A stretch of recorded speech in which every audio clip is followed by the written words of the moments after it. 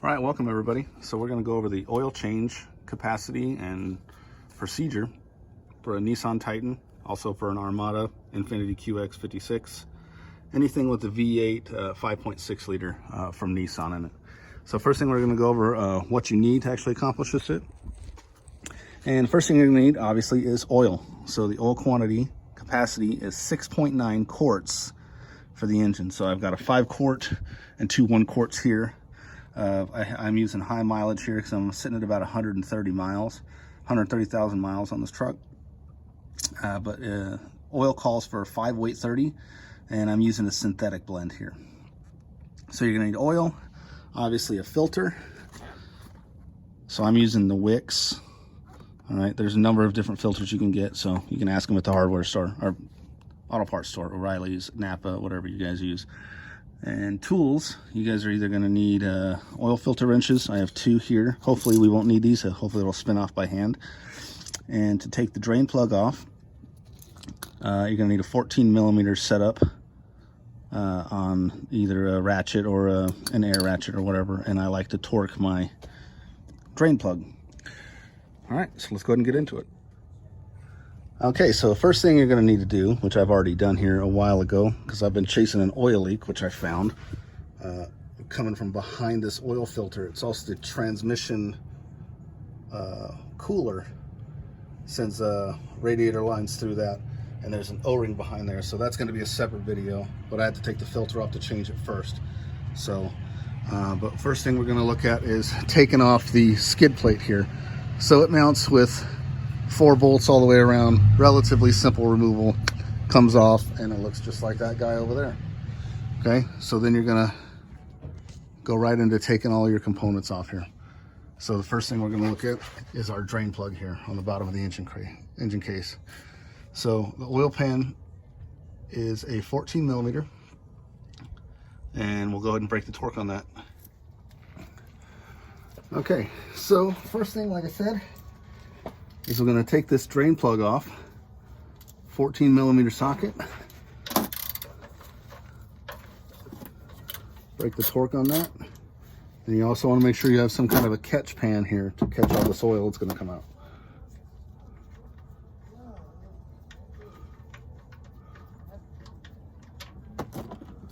Now I'm doing this oil change a little prematurely. Normally I like to change it every 3,000 miles. So it's kind of the old school way, but I've only got maybe 2,200 miles on this oil. And I'm doing it because I'm chasing an oil leak behind that filter. I have to take the filter off anyway to change an O-ring behind that. So if I'm gonna be getting in there anyway, might as well just change the oil. So you're gonna let this drain out. And to make it go faster, you can remove the oil fill cap on top of the engine. Creates kind of like a venturi through there. So I'm going to do that real quick. Okay, now that our oil is pretty much stopped draining, we'll reinstall our drain plug here.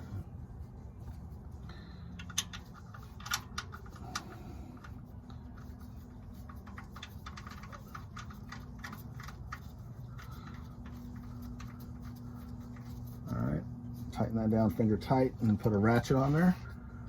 Now, if you don't have a torque wrench, just don't make this too tight, because you can actually either strip this out, or I've even seen an oil pan break from somebody tightening it too much. But the specific torque value on this, per the Nissan manual, is 25 foot-pounds. So I've got a torque wrench here set to 25 foot-pounds. If you don't have a torque wrench, you can rent one from most auto parts stores, usually for $40 or so, and then just bring it back, and then they'll give you the money back for free. So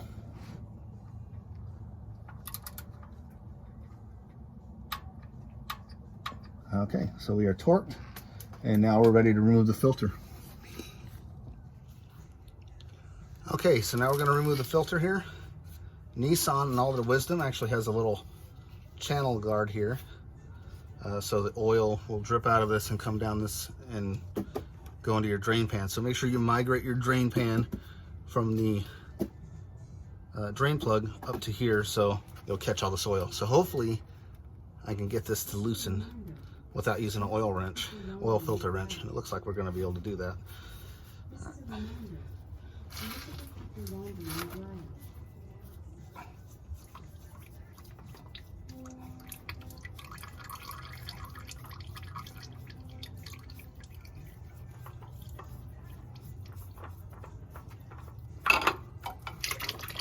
All right.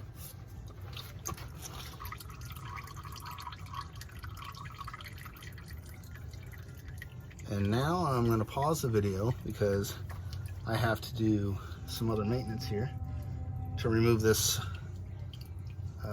heat exchanger that the oil filter is plugged into to fix an oil leak behind this. So I've had oil coming out from behind here. There's an O-ring in the back. So that'll be a separate video because it's not necessarily related to the oil change. Okay, so now we're going to install a new oil filter, or you could be using the same one depending on what you're doing, but so your choice. You can fill the oil filter up with oil before you install it. It doesn't really matter. It will cycle through once you service the engine, but you want to make sure this mating O-ring, this mating gasket, put a little bead of oil, fresh oil around there, so when it goes to the mating surface, it creates a better seal. All right, so you're going to install this by hand and then tighten it by hand as tight as you can get it. Don't use one of those oil filter wrenches on this, because with heat expansion of the engine and all that jazz, it will solidify on there and you'll never get the damn thing off. So just tighten by hand. And that's that. And then we'll service the engine with our 6.9 quarts of oil, or whatever you took out. If you just changed the filter or took the filter off. So the engine takes 6.9 quarts. We got a jet flying in. So we'll go ahead and do that real quick. Okay, so now we're going to service. For time constraints, I've already put the majority of the oil in here. So 6.9 quarts is our capacity, and I'm using 5 weight 30 as called for by the manual, and I'm using the high mileage Valvoline synthetic blend. So after you service, you start your engine, check for leaks. That's 6.9 quarts, and we're ready to start and check her out. Make sure you reinstall your oil cap. Oil cap going on. Bam jam, and we're ready to go. Okay, truck's running, started, well, not running now, but we started it. No evidence any oil leaks on the motor. Still got to get up in there and clean it really, really well, but I didn't see any active leaks or anything.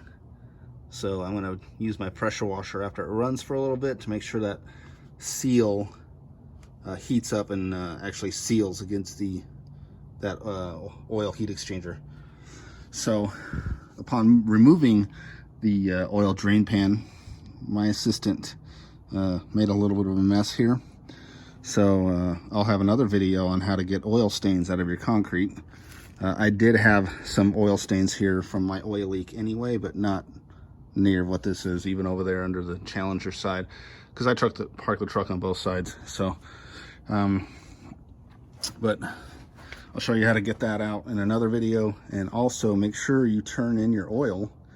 You can take this to any hardware or auto parts store, and they have a recycling area. So when you drain your oil, just use the same jugs that came in, and you can take it back, and they'll dispose of it, and also your old filters as well. So just a little bit of cleanup here, and we're ready to go. Okay, thanks a lot. Oh, and also the skid plate I'm going to leave off on it for a few days just to make sure that it's not leaking. So because that skid plate can mask that leak, because it'll sit in the bottom here of the skid plate before it actually hits the deck. So we're going to leave it off for a few days and then reinstall that. Very simple. So Once again, thanks. Okay, so it's the next day.